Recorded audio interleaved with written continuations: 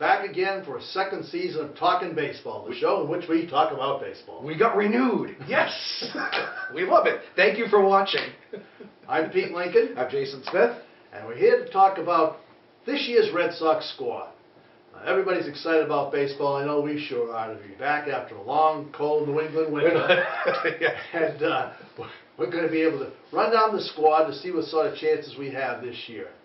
I think what we'll do is go around by position and see how they stack up, what sort of substitutes they might have in different positions, and see what the outlook is for fall baseball in Boston in 2016. Hopefully there will be some, but we'll start with, of course, the most obvious one, David Price, the $30 million man, and trust me, he's worth every dollar of it. There is no one better in baseball. He's guaranteed 200 innings pitched, 200 strikeouts. He's a horse. He'll go 7-8 innings every time out and save the bullpen. He's pitched in the AL East, so he knows the lineups. He's been to the tough parks like Toronto or Yankee Stadium or Baltimore that are really tough to pitch in. He's got tons of experience. I think they really did well getting him. I think that was a big coup in the offseason, even for that money. And I think one of the problems they had last year was that there was no ace. Right. Once they lost Lester, and before that, they always had some horse to count on with a young pitching staff. Other than maybe Buckles, yeah. They really didn't have that person to look toward. Yeah. And pitchers have sort of a club, and they urge each other to do better. So you've got someone you can count on. They all strive to do as well as he did. Yeah. But now they have the horse. Yeah. Last year the horse was Wade Miley, who's not even with the team anymore, and who was maddeningly inconsistent in the 200 innings he did put up. So good riddance. We'll take Price instead. And he's getting better every year. That's the thing. He's in his age 30 season, which historically pitchers peak between age 30 and 32. He added a changeup, which he got a ton more strikeouts on last year. I think he'll be good to go. And he was 18-5 last year. Let's not forget that. He was second in he won the Cy Young. But actually, one of the key acquisitions they made last year was Dave Dombrowski. Sure. Because replacing Ben Cherington, who never had the courage to spend the big money, bought Price over to Detroit. And the first move he was going to make here is to get the horses back. And so by getting Dombrowski, you could see the writing was on the wall for more acquisitions. Sure. The real holes that they had, that in the relief corps. Sure. Yeah. Yes. That was plugging probably the biggest hole in the team right there, was putting Price in that #1 spot, which brings us to the lesser tier guys, the 2 through 5 guys, and here's where it gets really really interesting, because they can shuffle a lot of these guys around depending on how they're doing. I think the #2 guy that they're really depending on in terms of just consistency and innings is probably Rick Porcello. I mean, they gave him this big contract, and he, in his days in the Tigers, he was a horse too. He was good for 200 innings. He had a terrible first half last year. Gave up a ton of homers in the first half. And then he really sort of righted the ship in the second half. I think his ERA was like 3.4 in the second half. He looked really good. And this is a theme on the team this year with the starters. He developed the changeup too. And he got a ton of grounders out of it. And something to keep in mind, if you look at his stats, he had a lot of bad luck last year. Yeah. His walks were down, his strikeouts were up, his batting average on the balls in play was absurd. I think Kluber was the only guy in the American League who had a worse luck than he did. So throw the win-loss out the window. He just, those are going to even out in 2016. I think a lot of it's going to come down to the defense, because he is such a ground ball pitcher. And we'll get into that later on when it comes to the infield. And don't forget, he's 27 years old. One of the trademarks of this team is their youth. Pitchers usually hit their stride between 28 and 32 or 33. Yes. So he's still learning, and they could expect very big things from him. Yeah, I think he's going to be their solid #2 guy, right behind Price. Very tough competitor too. Yeah. Very much so. Yes. Yeah. Which brings us to the lesser-known quantities. I think those are a solid 1, 2. The next 3 guys I think are going to be in flux, whether it's injury or age or effectiveness or for whatever reason. So, we'll dive right into probably the biggest wild card in the whole thing, which is Joe Kelly. And Kelly, as you know, had such a horrendous first couple of months that he got demoted to the minors. And then he came back up, and he was very effective when he came back up. So maybe he worked with a coach. I don't know, something clicked in the second half. And remember, he made that valiant cry of, I feel like I'm going to win the Cy Young this year. That's and then right. he totally tanked in April and May. I think he was 8-1 at the end of the season, though. He was. He had, he had a great terrific final. second half. And he also was only 27 years old. Yeah, you know. yeah, exactly. He has youth on his side, and his stuff is terrific. When you watch him warm up, his problem is that it moves too much, and then he gets into control issues. And you look up, and it's in the 5th inning, and he's already over 100 pitches because he's walked 4 guys, and he's 3-2 on every batter. If he can just harness that stuff a little bit so it doesn't move quite as much, he's really going to be effective because he had a couple really good starts last year. I think he had, it was against the Yankees, I think he had the 7 innings with 1 single in 7 innings. I mean, he looked great at times last year. It's amazing he can throw as hard as he can because he looks like the wind would blow him off the mound. He's a very scrawny, thin guy with big glasses, but he can throw hard. And, you know, there were rumors that they might put him in the bullpen. I don't think that's going to happen. I think his stuff's too good to waste for 1 inning. He can, if they can get him to get that pitch count down and he can go a good solid 6 or 7, they'll be fine with him. And, well, speaking of skinny guys who would get blown over, this brings us to Clay Buchholz. And this is, yeah, you want to talk injury prone. This is your guy right here. I think he's had really only 1 completely full season since he's come to the major leagues. He's been on the DL the last 6 seasons. Scary. And almost all of those for extended period of time. Oh, yeah. He missed a ton. And he was really good again. Same thing as the other starters. He found a changeup, and he was terrific early in the season before he got hurt. But he's just so frail. You can't depend on him for more than 20 starts or so, and that means you have to bring in guys like, you know, maybe Owens or Johnson to fill in for him, which throws the rotation off. And when he's on, he's terrific. One of the things that hurt him, I think, right from the get-go, was the no-hitter he threw at the very beginning of his career. Oh, my God, this guy is going to be the phenom. And that was, of course, against a lousy team. Yeah. And, just total luck. The Royals when they were terrible. No, it is luck anyway. Yeah. And so that all of a sudden they expect this guy's going to be the next Jim Lomborg, and it didn't turn out to be that way. But you never know, because he can have a stretch. He made the All-Star team a couple years ago. He's 12-1 at the All-Star break, and after the All-Star break, he was on the bench. And like Kelly, I think he was about 8-1 in those starts before he went on the disabled list. He was really hitting his stride. So we'll hope. Yeah, let's hope. I know. And also, let's hope in the number 5 spot, he may move up and down depending on what's going on. Brings us to Rodriguez. Yeah.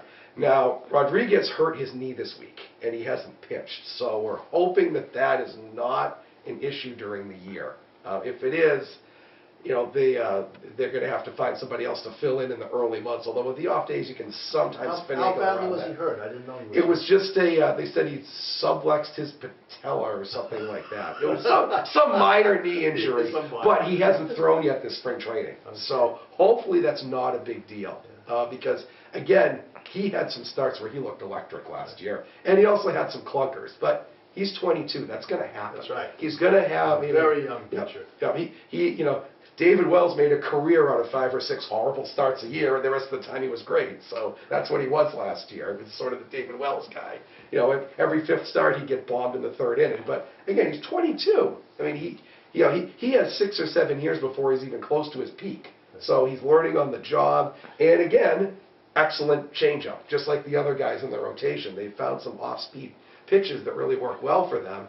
And he's also a good ground ball guy, too. Gets a lot of grounders. But, again, he had some starts where he would strike out. I think he had 5 strikeouts in a row one start, and he had 10 Ks a couple times. See, the upshot is, here's your starting rotation with a horse and 4 ponies. Yes. Because you don't know what these guys could all be excellent, average, or on the DL, almost without exception. So this is the crapshoot for this team this year. I think if these 5 guys can stay relatively healthy and pitch within their capabilities, this team is going to be a winner. Yeah, every one of them could have 15 wins, or they could have 5 wins and be hurt. There's such a wide range with those guys behind Price, and that's probably what's going to make or break the team this year is all the starting pitching. Yeah. It seems like a theme throughout Major League Baseball, but particularly with the Red Sox. You know, it's the days of Lester and Lackey at the top, who were just the horses, are gone. So it's a whole new brigade coming in. But the benefit is they are young guys. Yes. Yeah, it's good. They could still have a lot of potential that they haven't reached yet. But they could get waylaid and not reach it at all. You never know. Yeah. But this I think is the focus this team is going to have to be concerned about, because what they have behind that are pretty much minor league pitchers. Yes. Think like Henry Owens or Brian Johnson, knuckleballer Stephen Wright they've used. So they do have rookies that could step in, but they're rookies. And none of them have been phenom rookies the way, say, Strasburg is. Right, yeah. Owens had some good starts, but he had some clunkers too last year, Sure. and I think he still needs to work on an out pitch.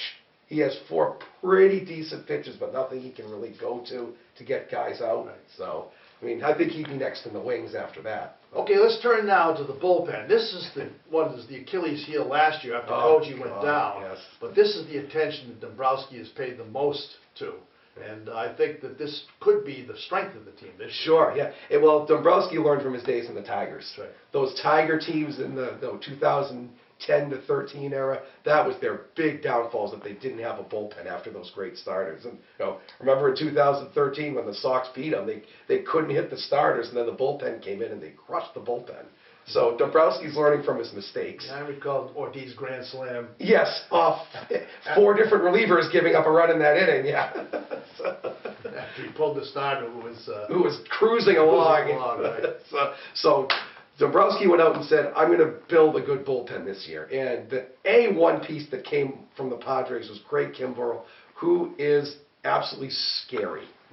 His strikeouts per innings pitched is incredible. Last year, he had 87 strikeouts in 59 innings pitched, and it was his worst year in the majors. Think about that. Get this stat. In his career, mostly with the Braves before he went to the Padres, he had 349 innings pitched total, 563 strikeouts. That's like 13 per game. Which is frightening. It's Randy Johnson time. Yeah, it is. Yeah. And he's so menacing. He sticks his arm way out like this and just stares at the batter. He stands sort of like a vulture, right? Yeah. But that's what they didn't have last year after Koji went down. They just sort of had this revolving cast of people that they tried to get to close, and nobody really took that role. So Kimbrell was I think a great acquisition, because they didn't really give up any huge minor leaguers for him. They gave up 4 guys. Maybe Margot might have played with the team eventually, but he was really the only one that I think that had any shot at making the team in the near future. And I think that was a great trade for the Padres. 39 saves with San Diego, arguably one of the worst. It was terrible that year. Yeah. And they didn't want to pay the salary for him any longer. So, and they knew they would have to try to re-sign him next year, so they took what they could get. And he's leaving a terrible Padres team and a terrible Braves team before that. So he's pretty excited to be with a decent team. So who do you think is the next in line in the bullpen? Probably after him, in line for saves. You could go either way. I think Koji's still there, and Koji, even though he was hurt, 47 strikeouts and 40 innings pitched, he was still, getting those weak pop-ups to second and short when he was on. And his injury wasn't his arm. Let's not forget that. It was not an arm injury related to pitching. It was on a comebacker, and he hurt on a comebacker. Pitchers can't resist the urge to stop a comeback with their bare hand. And Koji isn't a robust guy, so his hand just broke when he fielded a ball. And that can heal and make no difference. Sure. But he was unable to pitch the rest of the year. Yeah. His drawback is he's 41 years old. He is older than Big Papi. Yes. Big Papi is going to have his retirement rounds this year. Koji, I don't think he has any plans to do that. No. So we'll see how he holds in there. And if Kimbrell goes down or gets hurt or is ineffective, you have him waiting in the wings. But the guy who I really think might come in, and it was sort of an under the radar deal, is that they got Carson Smith from the Mariners, who was dominant last year. A lot of people don't know him because he pitched for a bad Mariners team. He had a lot of saves. He stepped into that closer role last year. 92 strikeouts in 70 innings pitched. Another just go-to hard-throwing guy, that it seems that every team is stocking up on now. That's right. And so he's another guy who can really step in. And if you have some combination of those 3 guys closing out the games and they're on, they're going to be tough. I mean, that seems to be the way that teams are going right now, using the Royals as a model. The Royals have won 2 straight pennants with a kind of mediocre starting staff, but a lights-out bullpen. Well, that's what the Yankees have done. Yes, yeah. They don't have a pitcher that can go past 6 innings, but Yeah. they have 3 incredible relief pitchers. They're just hoping they can crawl through the 6th inning and stay in the game and shut down afterwards. Also, Smith and Kimbrel both are strikeout pitchers. Yeah. And that's what they did not have Not last at year. all. Nobody. You couldn't have somebody to come in with the bases loaded and count on a K. Yeah. Now they apparently do. Yeah, yeah, and it's funny how, of all teams, the Royals have sort of become the team that people are modeling their pitching staffs after now, after the last couple of years. Well, let's give credit where credit's due. The 2002 Angels were the first to do that. So, win a World Series with Jared Washburn as your ace, really? But they had K-Rod and Donnelly and all those killer guys that came in, and that's sort of where the seeds of the Royals idea came in too, is you get the starter through 5 and just have the bullpen take over the rest of the game. And same thing, other than price, the guys are kind of questionable, but if you can get them to slog through 5 innings, you're in pretty good shape at that point. Now, they usually had, in fact, we should have said from the top, a roster of a ball club is made up of 4 outfielders, 6 infielders, 2 catchers, 5 starting pitchers, 7 relief pitchers, and in the Red Sox case, a DH. A DH, yeah. There are very few pure DHs around anymore, half a dozen maybe. Yeah. The DH most clubs use is just the guy they're giving a rest for the day. Or their platoon or something like that. They'll rotate that spot. So that's what we're looking at, though, in the Red Sox bullpen is probably 7 players. Sure. Okay, so we've got 3 pretty good relief people now. The late inning guys. Now, yeah. what we figure will probably fill out the rest of the roster will be Junichi Tozawa, that they've had quite a while now, and maybe this year they can give the poor guy a break. Oh, God. They have had to burn this guy out in the last couple of seasons. Come maybe August, mid-August, he just is fried. It's just too much. If they could cut his innings back by 25, have him pitch 45, 50 innings, instead of 70, I think he'll do much better. Yeah, he went 3 straight years with 70 appearances before last year. It's just too much. And even last year, April and May, he was very good. He just hit a wall. He burned out. They just re-signed Robbie Ross Jr., combination of stuff, not a hard thrower, but he's a left-handed pitcher. You have to have some lefties in the bullpen. And the other one is the holdover was Tommy Lane, big lanky guy that does, I won't say they bring him in crucial situations that much, but they have quite a bit. The pitcher that I don't think anyone out there probably has heard of is a fellow named Roenis Elias. Yes. He was the other one that came over in the trade with Miley, and he's had a pretty good record over there.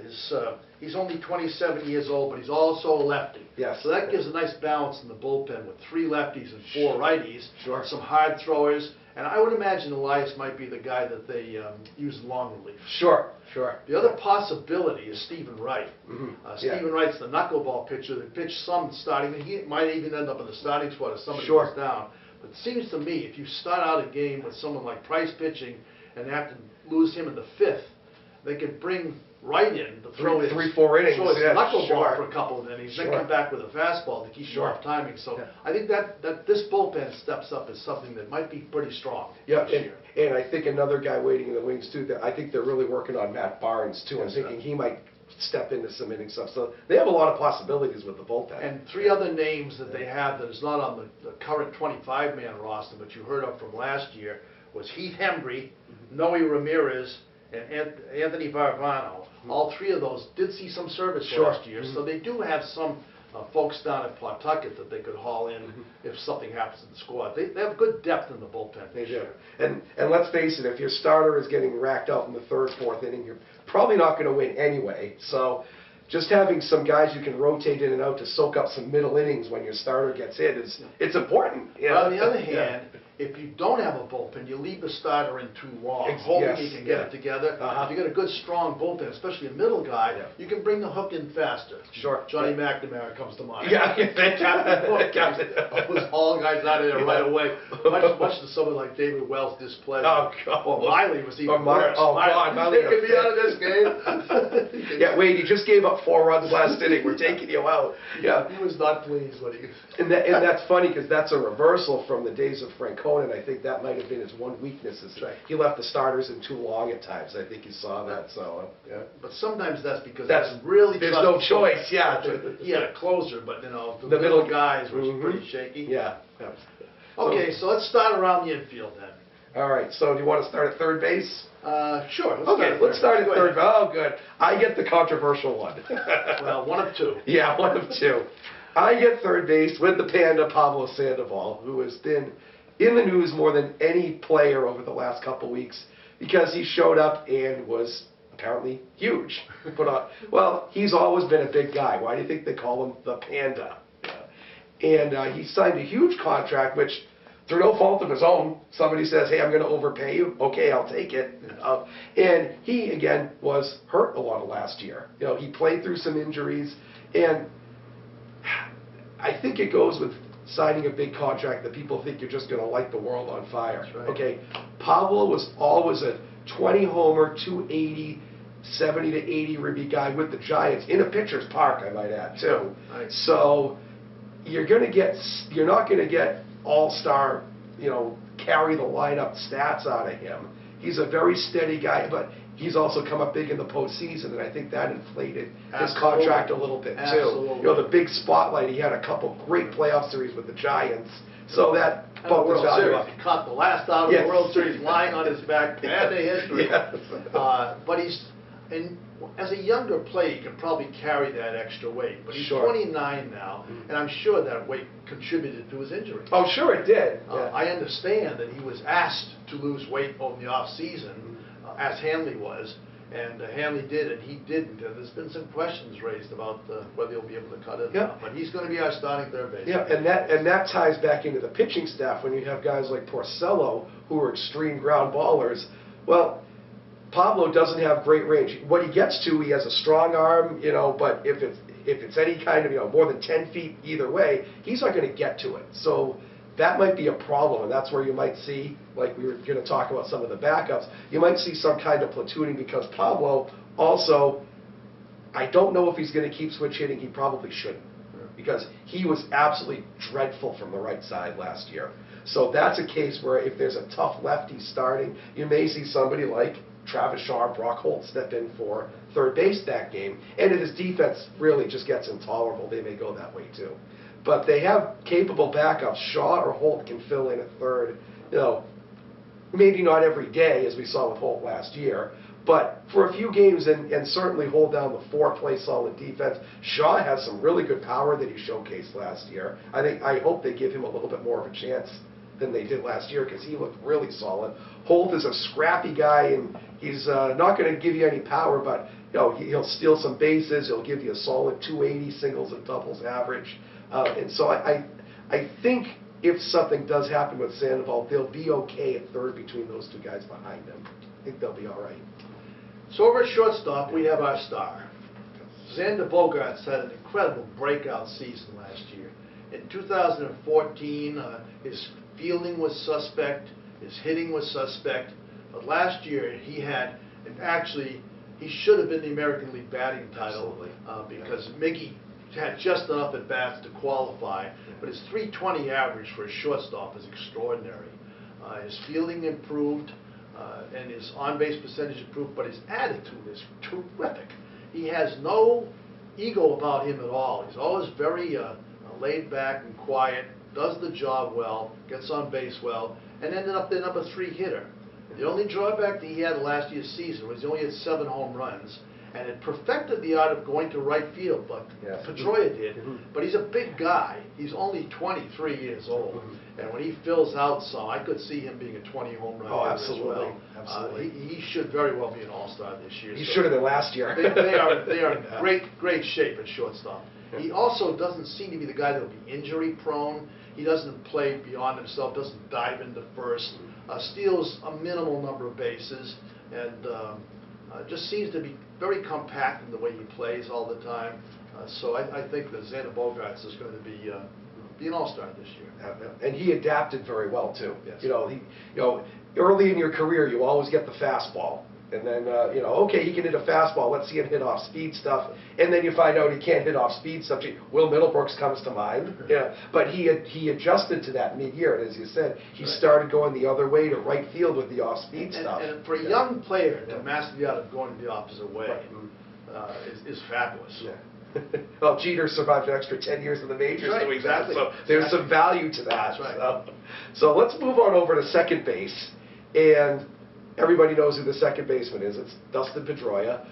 And again, we're talking about someone who's been injury-prone the last couple of years. And he's their spark plug. He's their guy that gets in people's faces. He plays all out every single second. And as he's gotten older, that's kind of become a problem.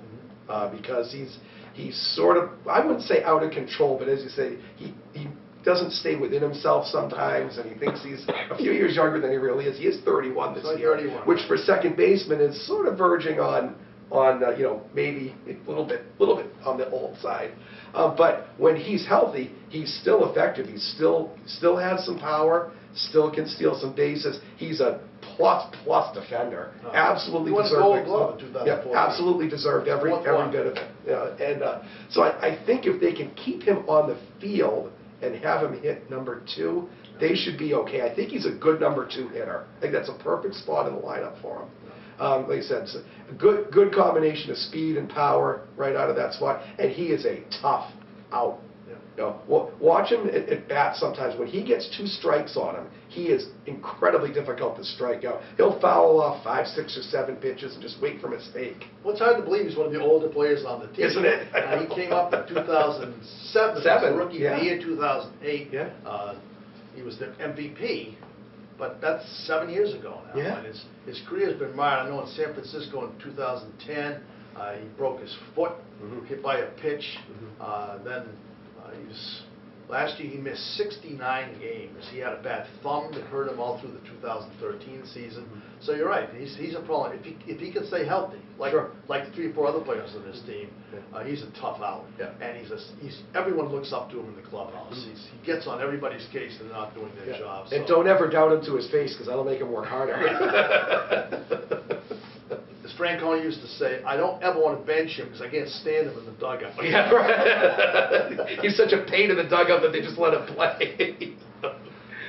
Now, first base is going to be the most interesting curiosity of this season. The Sox picked up the number 3 of all the free agents that were available last year, 2015. The number 3 rated free agent was Hanley Ramirez. Hanley had a stellar shortstop career. In fact, he won a batting title, didn't he? With the Marlins. Then he was shipped out of the Marlins park, but they ended up getting him as a free agent last year, and arbitrarily decided to stick him into the outfield. Oh, God. He was never much of a shortstop, but at least that was his position he was comfortable with. Anybody can play left field, so thinking. Nope. In the major leagues, not everybody can play anywhere. I'll never forget the one game that Jerry Remy played right field. Just to try it and see what he could do. The first ball hit to him, you'd think he was just lost in the dark. He went over his head by like 10 feet. To this day, he still talks about his one game in the outfield. It's not easy to play any position in the major leagues. No, it's not. And he was awful out there. In fact, that's why he ended up getting hurt last season. Yes. He had 10 home runs in April. We were at, my wife and I were at a game in the 3rd of May, and he went after a fly ball in left field, and hit the door that's sort of corrugated out there. Now, outfielders learn when they hit the wall to roll. He just ran into it and ruined. You thought he was dead. They carted him off the field. 2 guys hanging on him. He was hanging on to his shoulder. He wasn't right the rest of the year. And so for the rest of the year, he hit 9 more home runs, was a disaster, and gained a lot of weight over the year. And he lost a lot of confidence, too. A lot of confidence. He isn't the kind of guy that is cocky. And so I think being nonchalant is the way he reacts to his injuries. Well, now they've decided to put him at first base. Well, I didn't play at this level, but I played first base all my life, and it's not an easy position to play. You get many, many more plays. You have to learn to dig the ball out of the dirt, to go back on pop-ups, to shift feet on bad throws, and we'll see if he can do that or not. His lifetime average is way better than he did. Both he and Sandoval had lousy years, maybe because of the pressure of coming in. Neither of them had ever played in the American League, too. It's a whole different system to learn, different group of pitchers, but we'll see. Jake just mentioned the 2 substitutes they have in the infield, Holt and Shaw. Shaw may end up being the first baseman after all. Sure. He looked like he could feel pretty well, got decent power. He had 13 home runs in just a couple of months. Again, great attitude he seems to have. And he's left-handed, so that they could use that bat too. And Holt is one of the most amazing people in the major leagues. He can play 7 positions everywhere. well. He makes stellar plays at all 7 positions in the outfield and the infield, and so he saves them an extra player. Sure he does. He saves them an extra player. They don't. Sure They only need 2 extra players on the team in the infield because of that. He hits pretty well. He's a pesky little. He does strike out more than he should. He does, yeah. But he's a pesky little hitter. No power, whatever. I think he had 2 homers last year, and not much speed for a little guy either. But he did hit for the cycle in one of those 2 homers. That's right. So he's a very valuable player. Every team would love to have him. Yeah, and I think going forward after this season, because we're going to get to it, but this is Poppy's last year, I think long-term the plan is probably to have Shaw first and have Ramirez move into DH. Absolutely. After this season. So that's something to keep in mind. This might be a 1-year deal with him. The 3 infielders don't kill him. Yeah, right. I know. Infielders expect. In fact, the Red Sox over the years have had some tremendous first basemen, Gold Glove winners, and people like George Scott, and who was the one recently? Well, even Poppy can hold his own. Poppy has played well at first he can hold his own. That's right. Yeah, they all say he's only a DH, but I can't remember a game that he made an error. No, even in the National League games when he played last year, he was fine. World Series games, he holds his own, so he can do it. But it's the position he has to learn. I know that I watched the first spring training game, and they showed a little dribble hit by a BC player down the first base line. He picked it up just as it stopped rolling the tag first. He said, "Oh, great, he's going to be terrific." Yeah, I know. It was a little roller I could have fielded to run over. It was a college player that hit it to him. But it was the first one was out of the way. So we'll see how he does there. You know, it'd be great if he could get back to what he had been, because he used to have tremendous power. Dangerous hitter. He was a dangerous hitter. Scary. And some of the home runs he hit last April were rockets. Manny Ramirez type home runs. So we'll see. I think they're counting on him to hit 5th in the lineup, so let's hope. I hope so. Otherwise, I don't know. You want to take the catches? Yeah, I was going to move to the outfield, actually. I was going to move to the outfield. And so this is where it gets... This is very interesting because they have a lot of moving parts in the outfield. I think the one, we'll get to him later, but I think the one absolute given is Mookie Betts. And everyone else, I think, is sort of going to shuffle in and out of those spots. I'm going to start in at left field with Rusney Castillo. I think that's who ultimately they would like to have play left field. The thing is, he is very, the word they use is very raw. He doesn't have a lot of patience. He swings at a lot of bad pitches. He's a very good base runner, very good defensively, but left field at Fenway is a beast unlike any other with that wall and the short field. And he did have some potential. He hit a couple really good, strong homers last year. He can hold his own, I think, but I don't know if they entirely 100% trust him to be the everyday left fielder. Well, if the viewers aren't familiar with him, he's a Cuban ball player that they picked up in the Cuban draft. He only played 80 games. And so to have, usually the strongest position on the Red Sox is left field, to have a guy who's only got 80-game experience, but also he is only 27 years old, yes. with very little experience. So he's another one of the guys on this team that could go either way. I think if he learns a little bit of patience, that'll make him a better hitter. He swings at everything, which for some reason a lot, the Cuban League, they must swing a lot, because a lot of Cuban guys just swing at everything like that. I don't know if that's a trademark of the league or whatever. Probably the pitching isn't as good. Probably, and so there are some backup plans here, and this is where it gets really interesting. Just last week, they signed David Murphy, who was a guy who is a lefty. He's pretty versatile, can play left, center, or right. He hits right, he's fairly well. Not a lot of power. Used to have some speed, doesn't much anymore. But he's like Holt, he's sort of a pesky 270 hitter and can certainly hold his own for a few days. Actually, last year he had 10 homers, 50 RBIs, and hit 283. 280, yes. Which is good. I bet you he also came up with the Red Sox originally. Yes, he did. Yep. Can you remember who they traded? I do. I do remember they traded him for. Should we say? Sure, say it. He went to Texas for the dreaded Eric Gagne in 2007. So the fruits of the Eric Gagne trade are coming back to the Red Sox. Can you imagine that? They let this guy go. He's had a very good career, especially with Texas. He went to the Angels for a brief time. In fact, the Angels decided not to renew his option at $7 million, so he signed a minor league contract with the Red Sox for $2 million. For $2 million, which I'll take $2 million. Thank you. He's an excellent backup. Yeah, he is. And if they had to go with him for a month or so, they could. Oh, sure. They could do well. Well, and on the other side, they also picked up, and I think this is another under the radar great deal they did. They signed Chris Young for 2 years. Yes. He is a guy who kills lefties. And he's, again, versatile outfielder, can play left, center, or right. And, again, he's a guy who you can play a month, certainly won't kill you for a month. You know, he does struggle versus righties, has some good power, not much of an average guy. But if you played him every day, he'd hit 20 to 25 homers. And I think if Castillo doesn't pan out, you'll see some combination of Young and Murphy in the outfield. The Yankees hated to let him go because last year when Gardner went down, Ellsbury went down, he played a lot for the Yankees last year. And he did very well. And he did very well with them. So they hated to lose him, but he signed with the Sox as a free agent.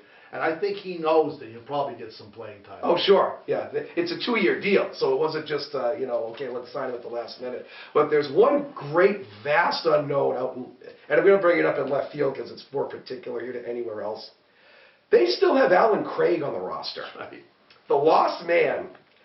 I honestly have no idea what they're going to do with him. I mean, this guy, when the Red Sox played the Cardinals in the 2013 World Series, Craig was the hitter in the lineup. They said, "Oh dear God, we're going to dread facing him." Yeah, so in 3 years, I mean, he was hurt. Yeah, and he came in and pinch hit a few times. Yeah. Oh my God. Yeah, he scored on the dreaded Will Middlebrooks play in the World Series, that controversial play. But in 3 years, he's gone from the most feared hitter on a pennant-winning team to barely making the team. Yeah. So was he hurt? Is it a mental thing? We don't know. He's not on the 40-man roster. Yeah, he's a minor league deal. Yeah. So he may be a real wild card. I don't know what they're going to do with him. I thought they'd release him, but they still have him. So they must have a plan for him somewhere. But it might be in left field. Who knows? Well, in center field, the Sox have another great experiment, Jackie Bradley Jr. Jackie Bradley Jr., who was nominated for one of the 3 nominees for the Gold Glove 2 years ago, is a phenomenal outfielder. In fact, I think with another full year of experience, he might make all sorts of incredible catches. He'll be on the highlights reel all the time. But his hitting has been suspect. When they first brought him up 2 years ago, he was going to be the Rookie of the Year. He just could not hit the ball, and he was swinging at outside pitches, striking out awfully. So last year they brought him up and played him sparingly. He only played in 74 games last year. But all of a sudden in August, about the time that Lavillo took over, something clicked. He suddenly clicked, and he had a 3-week stretch where he was unbelievable. In one game, he had 2 homers and 3 doubles. Unbelievable. Which had never been done before, actually, by someone his age. That's right. He's 14 total bases in a single game. So he has the potential to do that. He ended up with 10 home runs and a 249 average. Actually, with the kind of fielding he can contain, he has, 249 might not be a bad. No, you could carry a guy like that. Sure. So I still think, though, it's going to be something that if he does fail, one of those 2 other substitutes will bail him out. And I think his defense is so good that I think people don't appreciate it because he doesn't make the spectacular diving plays. Right. He's so smooth and he runs everything down so gracefully that you sort of don't appreciate just how good he is. He reminds me of Junior Griffey. He just has a sense of where the ball is going to come. He just puts his head down and runs to the spot. Yeah. The way Joe DiMaggio, the old-timers, see phone. I didn't see it. Yeah. But he would just glide to the spot and then look back and catch the ball. Just a natural talent to play the outfield, along with the guy who plays right field. Yes, and he's actually, believe it or not, new right fielder because he played center field last year, and that is the guy, another key guy, maybe one of the top key guys on the team, Mookie Betts, who I honestly think that there is absolutely no limit to what this guy can do. What he did, he was this close to being a 2020 guy in what was essentially his rookie year, and played a beautiful center field, which he'd never played before. He was a second baseman by trade, and he was just so athletic that he came into center field, didn't miss a beat. He made some spectacular catches out there. I don't know what he caught. Fell into the bullpen. He fell into the When he didn't fall into the bullpen, he iced himself out. And he's going to be covering this huge right field at Fenway. And I think he'll be fine. I think he's that athletic and his instincts are that strong that he can handle playing that huge right field. And again, at the plate, he had a great start. He had a little bit of a slump in the early summer, then he adjusted and he went right back to where he was early in the season. Again, that's what you want to see out of a young guy, is adjusting, because they started throwing him off speed stuff. And again, like Bogarts, he started to use the whole field later in the year, which is great to see out of a guy his age. Here's some stats on Mookie Betts that are almost incredible. He's 23 years old, and according at least to the Red Sox publicity, he's 5'9" and weighs 155. He had 68 extra base hits last year. By far the most on the team. Yeah. He had 18 homers, and he kills the ball. Yeah. Those weren't just fly balls. No, he hits it hard. Rockets. Yeah. And he had 10 assists in the outfield, too. And he could be a professional bowler. Yeah. He's a terrific bowler. Just a great all-around. Sort of like, reminds me a lot of like Andre Dawson when he was in his prime. That combination of speed and power and great fielding. Except he would probably come up to Dawson's chest. That's true. But just one of those great all-around athletes who you could feel you could play anywhere on the team and he would excel. I can't wait to see what he's going to do now that he's not looking over his shoulder to see if he's going to have somebody behind him. It's his job in right field. So I think he's going to be even better this year. They'll probably leave him at leadoff. Now, the only problem with leadoff, he doesn't walk. Yeah. But I think they'll probably leave him there just because he gets on base a lot. I personally, I think I would hit him further down in the order. Might even flip him with Pedroia leading off and have him hit second. But we'll see.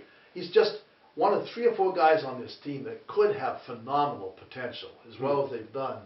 And he and Bogarts and Poppy, the only 3 guys that played all last season. Right. Every single other guy was hurt or didn't come up in time. The only 3 regulars they had that played throughout the whole season. Yeah, everybody. Yeah, isn't that scary to think that there were 3 people on the entire team that didn't get hurt last year? Pretty amazing when you think about it. Well, they didn't really give a chance. Remember, they started out last year with Napoli and Victorino. Oh, yes. They sort of had to edge them out, so they got a lot of playing time and produced very. Victorino especially was useless, but they had a big contract with him. They had $13 million they were going to pay him. They had to play him. Right. And Napoli had a lousy season. He was hurt, and his jaw hadn't been repaired after sleep apnea for a while. So they had to get rid of. They had a lot of adjustments to do in the first half of last year that didn't all work out all that well. Well, you know what it was? It was sort of the holdovers from the World Series team. Right. The 2013 guys, a bunch of guys who had career years that year, and they were still on the team, and they wanted to get younger, but they had them signed, so they kind of had to phase them out. And, you know, other teams took them, so it's fine with us. Let's get on to the catchers. Sure. Yeah. This is kind of an odd position because Christian Vasquez in 2014 had proven himself to be a terrific defensive catcher and a star to be. So what happens? He comes down, needs Tommy John surgery, misses all of last season, and is not still on the starting roster this year because Tommy John surgery is not something to recover from easily, and he was a hard-throwing catcher as well. Yeah. So Blake Swihart was another catcher that they had who was 2 years away from being, he was one of the rookies that they were looking forward to, but maybe for next year, not even this year. Yes, and as the year progressed, his average climbed up. I think he ended up with a about 274 average, and it was a pretty solid 274. Did a decent job catching. He had to learn a whole new staff, but he will be definitely the starting catcher this year. And the holdover is Ryan Hannigan, who is just a 34-5-year-old guy that's adequate. He handles the pitches well. Not a heck of a good hitter. He hit 247 last year with not much power, but he's great to have someone who can a steady hand. He's one of the 2 or 3 oldest players on the team too. And hopefully Vasquez can round out, so by, I would say maybe mid-season, they'll have the 2 kids on the team. Hannigan will be expendable. Hannigan will probably be expendable at that point. But the pitchers love throwing to Hannigan. They universally sang his praises last year about how they love his game-calling skills, and he was steady behind the plate. So I think he's a good mentor to have for Swihart until Vasquez, if Vasquez comes in. We'll see how that goes. Tommy John's scary. They usually give you a 2-year timetable because you need a year off and then you need a year to regain your strength. And with that arm that he had, if you saw him in spring training that year, he was electric throwing guys out of the bases that year. So who knows if that's going to come back. He was like Rodriguez, the catcher that could throw behind the runners all the time. Yeah. Loved to do that. The big with the Iron I was talking about. Yeah, punch, yeah. He was dynamite that way. He reminded people that, except both he and Swihart are small. They are. The little guys. Yeah. Sox have had a history of having big fist-like catchers, big belly people. Veritek, big burly guys. Yeah. But since you can't bowl the catcher over anymore, I guess It doesn't matter. so they should be okay there. And I think Swihart, as he learns the pitchers and they learn him, it takes a while to learn to call a game properly. That's what Veritek was so great. How to get the most out of his pitchers. And I think Price will help him a lot, work with him to do that. And the mentality now when you're working with catchers is that the coaches will tell you, and this is why a lot of catchers peak sort of late in their careers, is that they tell you your number one priority is game calling. That's right. That's what they want you to concentrate on. They don't care about the offense till later on. They want you to get in touch with in sync with the pitchers and call a great game, and everything else will come after. Sure. But that's why you see a lot of catchers all of a sudden, like in their mid-30s, start to hit very well. Yeah. They peak late offensively because the stress is on defense.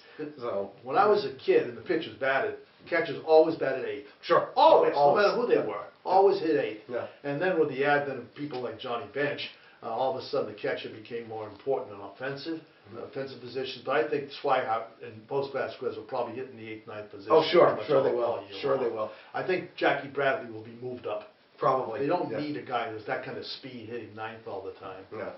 So all that's left then is the DH. Yes. Good old Big Poppy. I'm really going to miss him after Yeah. this year. And I get a feeling that even though he's just turned 40, he doesn't have his next year's contract hanging over his head. Yeah. And I think he's going to try to prove that he can go out on top. In style. Every place he goes, of course, they've talked about how he may be booed instead of cheered like Jeter, but I don't think so. No, I don't think he was booed because he did so much damage to so many places. Oh, yeah. The Yankees have already said they're going to have a day for him. They've already decided I mean, maybe that's why he did that, but I think he'll be solid all the way through.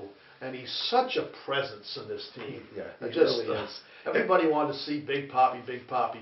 My wife and I went to see the Sox play out in San Francisco 4 or 5 years ago, and he was not in the starting lineup because he couldn't play in the field, and they were chanting Poppy, Poppy, and he came in and hit a home run. But they just wanted to see him. He's become one of the icons of baseball. Yeah, and even though he's 40, is there anyone who you dread more coming to the plate if you're the other team with the game on the line? He's still a killer clutch hitter. From what I've seen of him, he looks in fabulous shape. He was getting heavy in his late 30s, but he learned, kept his weight down. And I saw him doing some workouts in the gym. He still kills himself in a workout. But he'll be in that cleanup spot, and as long as he can stay healthy at age 40, he'll still hit his 30 homers and hit 270, 280, and hopefully it'll be a Hall of Fame career if the voters know what they're doing. Well, we have dreamed up a tough trivia question. Oh God, yes. So why don't you explain it to me? Well, the Red Sox this year, as we talked about, have completely revamped their bullpen. And so the question of the day is, with all the relievers that we talked about, they'll potentially, the 7 most likely guys who are going to make the bullpen, how many saves did they have between them in 2015? With various teams. Yeah, not with the Red Sox. The total number of saves that they had last year in the major leagues. The answer might surprise you. We'll get to it in just a couple minutes. Yeah. I think, though, that this season is going to be interesting in a lot of respects because I think there are more up possibilities than down possibilities. It's a tremendously young team. There's not a lot of competition in the East other than from Toronto. Yeah. No one has really improved their squad very much. No, Toronto's pitching is still very suspect. They lost Price. Yeah. And Donaldson had an absolute career year. There's no way he's going to repeat that. Yeah. And Baltimore did re-sign Davis for an insane amount of money for a guy that 2 years ago hit 195. Well, Tampa Bay doesn't look too strong at all. No, well, Tampa Bay's the usual thing. It's all pitching and no hitting. That's their downfall. And all of a sudden, Baltimore, I think, is like one of the worst teams in the league. Which 2 years ago, they were in the championship series. I don't know. They just have hit a wall. And the Yankees have that killer bullpen, but man, those starting pitchers are just wow. It's a wide open division.